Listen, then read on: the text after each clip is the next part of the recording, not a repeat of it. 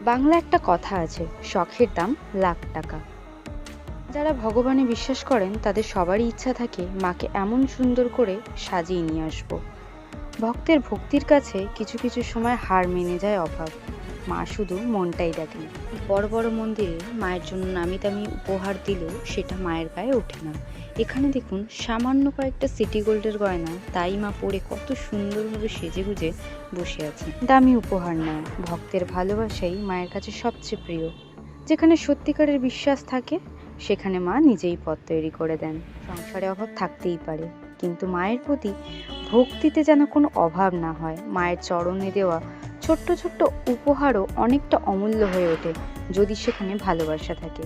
অনেকেই মায়ের final look দেখতে চেয়েছিলেন, এটাই মায়ের ফাইনাল লুক। আশা করি আপনারা ভিডিওটা শেষ অবধি দেখছেন।